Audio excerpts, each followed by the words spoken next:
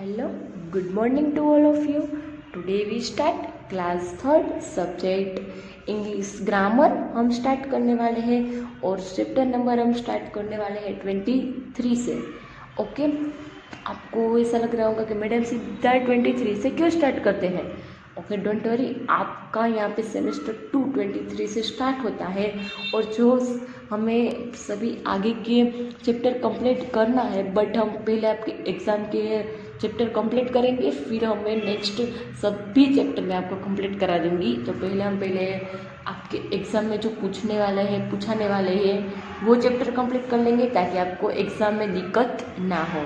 तो इसीलिए मैंने यहाँ पे इस तरह से सोचा है कि आपको पहले मैं एग्ज़ाम का चैप्टर सब कंप्लीट करा दूँ। थोड़ी दिक्कत रहेंगी क्योंकि आपको कुछ एक्सप्लेन में, कुछ समझने में थोड़ी प्रॉब्लम रहेंगी, बट डोंट वरी, मैं आपको इस तरह से समझाऊंगी कि आपको सब समझ में आ जाएगा।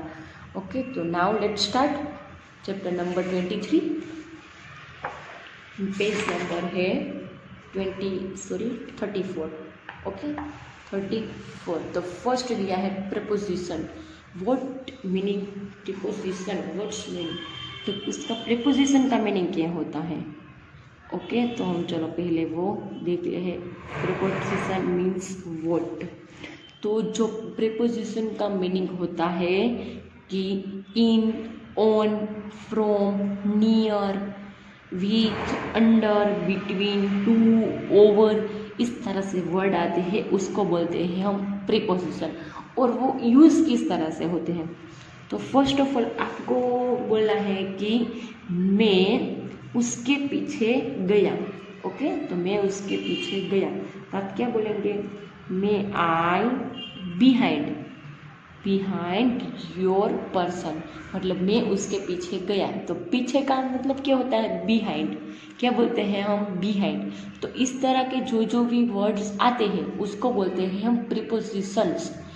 प्रीपोजिशन मतलब जो भी ऐसे वर्ड्स के जो हम यूज़ करते हैं हमारे हर रोज़ बोलने वाले सेंटेंस में, उसको बोलते हैं हम प्रीपोजिशन।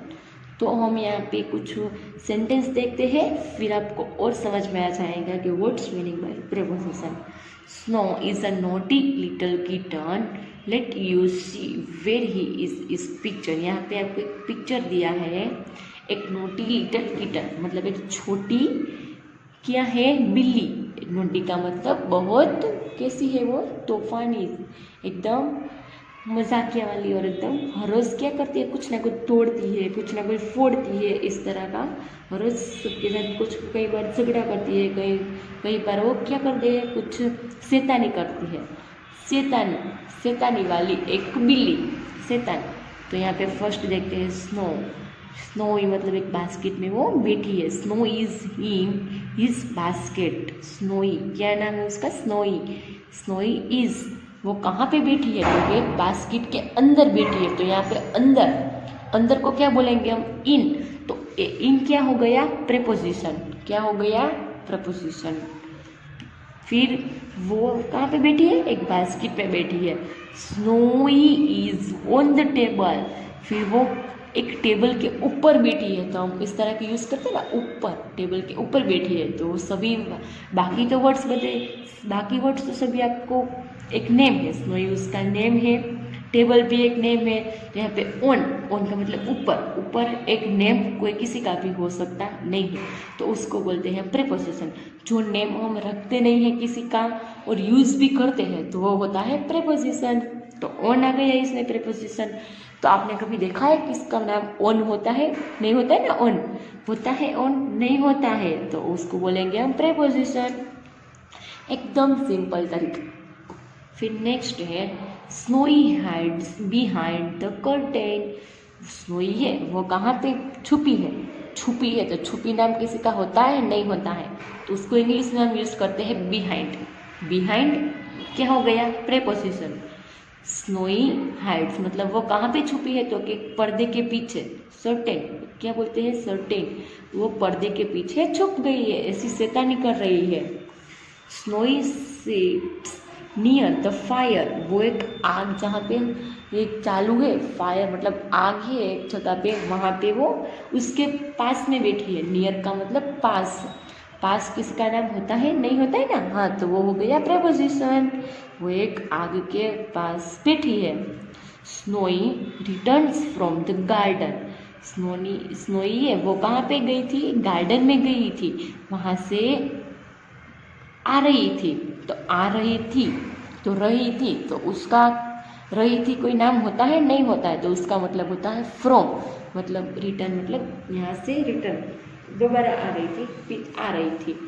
तो वो एक गार्डन से आ रही थी। देखो इस तरह से क्या किया उसने, सब फ्लावर अपने मुंह में ले लिए, इस तरह किससे तारीफ कर रही है।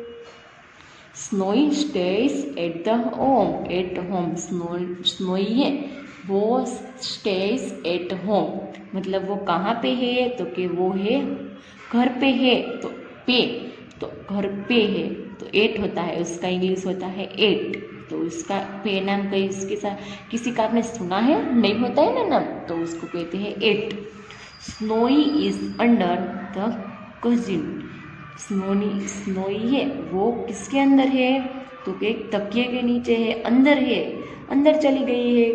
देख सकते हैं आप यहाँ पे अंदर चली गई है ना, तो अंडर मतलब अंदर चली गई है, तो अंडर कुछ नाम नहीं होता है, तो वो हो गया preposition. Snowy is with his mother. Snowy है वो किसके साथ है, उसकी मदर के साथ है, तो साथ का मीनिंग होता है विथ, इंग्लिश में with. Snowy runs up the stairs. Snowy है वो क्या कर रही है, सीढ़ियाँ चढ़ रही है, सीढ़ियाँ ऊपर ऊपर चढ़ रही है, अप का मतलब ऊपर ऊपर चढ़ती है, एक के ऊपर एक के ऊपर, तो उसका भी वर्ड्स होता है अप का प्रपोजिशन अप है। इसमें फिर इसमें प्रपोजिशन कौन सा है, तो बिटवीन, जो आपको रेड लाइन करके दिया है, ओके। चलो, snowy sits between the girl, वो दोनों गर्ल के साथ बीच में बैठी है, बिटवीन का मतलब होता है बीच में, ए और ए गर्ल के बीच में बैठी है, तो उसको कहते हैं हम between. Snowy talks to his friends. फिर स्नोई है वो किसके साथ बात कर रही है, तो अपने फ्रेंड के साथ बात कर रही है। To, Snowy talk to, to का मतलब यहाँ पे प्रपोजिशन है।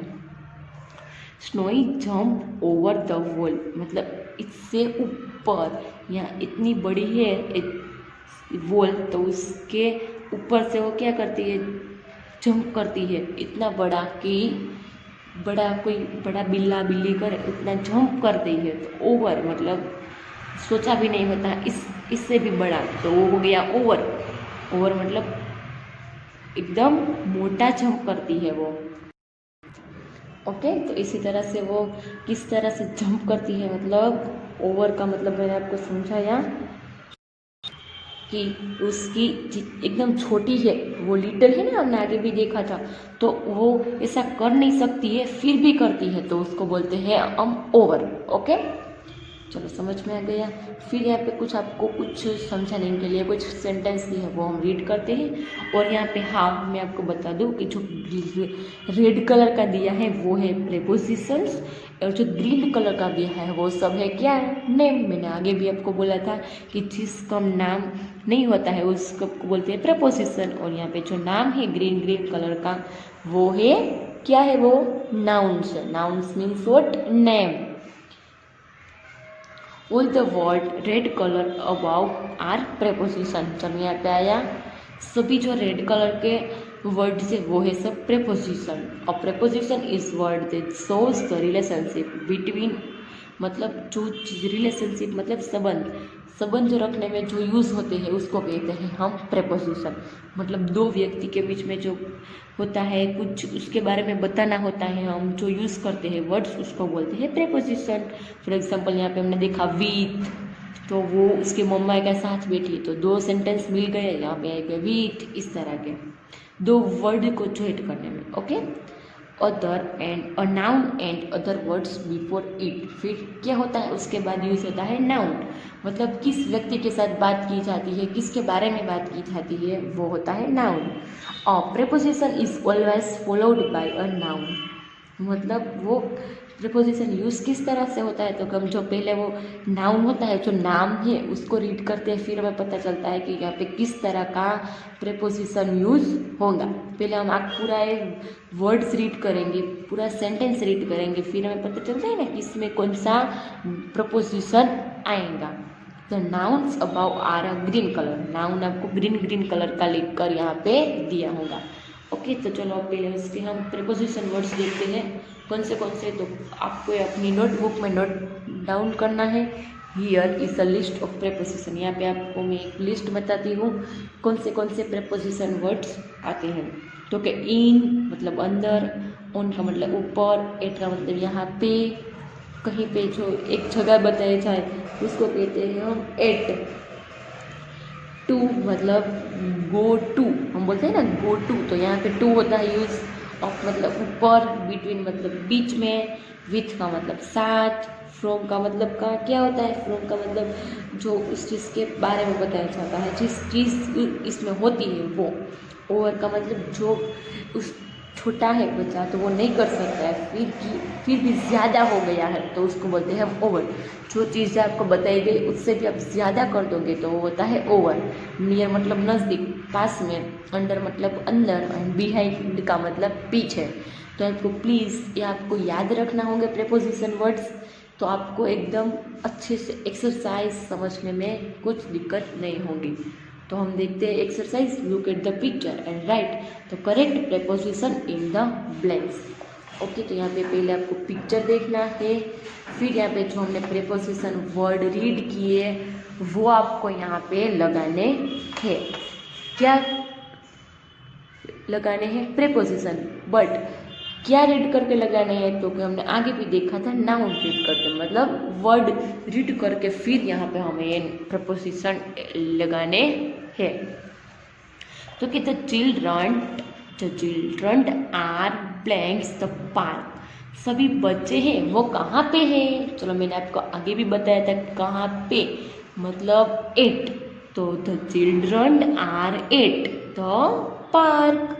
ओके ओके, चलो मैं आपको और एग्जांपल समझाती हूँ कि the students are days the school. तो आप यहाँ पे कौन सा यूज़ करेंगे? एट लिखेंगे ना। हाँ, यहाँ पे स्टूडेंट स्कूल पे है। ओके, सभी स्टूडेंट। आर कहाँ पे यूज़ करते हैं? सभी लोगों के लिए।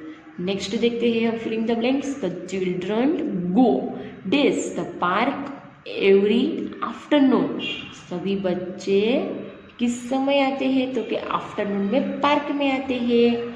तो आते हैं, जाते हैं, आते हैं सेम, बट यहाँ पे गो दिया है, हम यहाँ पे यूज़ करेंगे गो। तो गो के साथ क्या यूज़ होता है? मैंने आपको आगे बताया था, गो टू, मतलब सभी चिल्ड्रन आफ्टरनून के समय पार्क में जाते हैं। Third one, the sun is shining days the sky, sun है वो कहाँ पे शाइनिंग करता है? तो कि स्काई पे, स्काई के अंदर करता है ना, आकाश के अंदर करता है, आकाश में होता है ना सन। तो यहाँ पे क्या आएगा? प्रीपोजिशन इन आएगा। चलो नेक्स्ट, टू बॉयज मतलब एक से ज़्यादा बच्चे की बात की है तो बॉयज आर आएगा। सिटिंग डेज द ट्री, मतलब यहाँ पे आप देख सकते हैं वो एक और दो बच्चे हैं, यहाँ पे दो बच्चे की बच्चे के बारे में बात की गई है और ट्री के बारे में। तो यहाँ पे ट्री है, यहाँ पे इस दोनों के बच्चे के आगे पीछे कुछ ट्री नहीं है, तो वो दोनों इस ट्री के नीचे बैठे हैं, पेड़ के नीचे बैठे हैं। तो नीचे का मतलब क्या होता है? अंडर, प्रपोजिशन अंडर आएगा यहाँ पे। ओके, फिर fifth, the puppy is seating the two boys, मतलब यहाँ पे पपी है वो कहाँ पे बैठा है? तो कि टू बॉय मतलब ए बॉय और ए दोनों के बीच में बैठा है। तो चलो बीच में है तो उसका प्रपोजिशन क्या होता है इंग्लिश में? बिटवीन। वेरी गुड, तो यहाँ पे हम यूज़ करेंगे preposition between. Sixth, one boy is eating and orange the plate, एक लड़का है वो क्या खा रहा है? तो कि क्या खाता है वो? क्या खा रहा है प्लेट में से? ऑरेंज खा रहा है ना। तो किस में से खाता है? तो प्लेट में से, तो प्लेट में से में से आता है तो उसमें यूज होता है फ्रॉम। क्या होता है? फ्रॉम। फिर नेक्स्ट है there is a basket the boy. Basket है वो कहाँ पे है? Basket, there is a basket days the boy, तो वो बच्चे के पास में है। पास में है तो पास का क्या होता है? नियर। हमने आगे देखा था ना उस नोई के लिटिल, कौन थी? लिटिल किटन थी, उसमें हमने देखा था नियर मतलब पास, वो आग के बाजू में बैठी थी ना। हाँ, तो यहाँ पे यूज होगा near preposition. A butterfly flies the food basket. Butterfly है वो कहाँ पे है? तो के ओवर मतलब उसके ऊपर है। फ्लावर है, सॉरी, बास्केट के फूड है, बास्केट में उसके ऊपर क्या करते हैं? फ्लाई करते हैं, तो उसमें यूज होता है over. Next the boys are playing a ball. Boys है वो किसके साथ खेलते हैं? तो के बॉल के साथ। तो बॉल के साथ आया, साथ आया ना, बोलने में ही आता है, तो विथ आएगा, preposition with. Next a squirrel is handing the tree. मतलब यहाँ पे एक क्या है? किसको लिए? स्क्वेरल है, वो कहाँ पे? हैंडिंग। हैंडिंग का मतलब कहाँ पे छुपी है? तो के पेड़ के पीछे छुपी है। तो पेड़ के पीछे, तो पीछे का means preposition English word behind, BEHIND, behind. Okay, फिर नेक्स्ट है the squirrel wants to climb the tree. फिर वो स्क्वेरल है वो कहाँ पे चढ़ रही है? चढ़ रही है, तो चढ़ रही है तो क्या पेड़ के ऊपर चढ़ रही है? पेड़ के ऊपर, देख सकते हैं आप, पेड़ के ऊपर। तो ऊपर का क्या होता है प्रीपोजिशन? इंग्लिश वर्ड्स अप, तो यहाँ पे हम लिखेंगे अप। फिर है a bird's is sitting a branch. तो यहाँ पे आप देख सकते हैं बर्ड्स कहाँ पे है? तो कि जो पेड़ की होती है ना, वो क्या कहते हैं उसको? ब्रांचेस, डिफरेंट ब्रांचेस होती है, इस तरह की कलियाँ होती है, उसको बोलते हैं ब्रांचेस। तो बर्ड्स के इसके पेड़ की ब्रांच के ऊपर है, तो ऊपर है तो ऊपर का क्या होता है? ऑन। ऊपर अप एंड ऑन सेम ही होता है। ओके, चढ़ती है, कहीं सरकता है तो यहाँ अप आता है, और बैठा है सिटिंग होता है तो ऑन आएगा। तो चलो इस तरह से हमने ब्लैंक्स देख लिए, किस तरह से किस नाउन का यूज करके इसके साथ किसका प्रीपोजिशन यूज होता है वो हमने यहाँ पे देख लिया। तो आपको भी यहाँ पे चैप्टर नंबर 23 कंप्लीट करना है अपनी बुक में। अब नेक्स्ट लेक्चर में हम चैप्टर नंबर 23 से स्टार्ट करेंगे, सॉरी 24 से। चलो आपको ये list, here is the list of preposition words, please note down करना है, ताकि आपको एक्सरसाइज एग्जाम में पूछी जाए तो आपको समझ में आए, कुछ दिक्कत ना हो। ओके, तो आपको प्लीज़ चेकआउट करना है और आपको नोट डाउन कर लेना है, और किस तरह से हमने कौन से नाउन पहले रीड किए, फिर कौन से प्रीपोजिशन उसमें लिखे, आपको समझ में आ गई ना। ओके, तो चलो अब नेक्स्ट लेक्चर में हम चैप्टर नंबर 24 से स्टार्ट करेंगे। तब तक के लिए कंप्लीट करना है आपकी बुक पर और इसको समझ लेना है। Okay, thank you so much and have a nice day.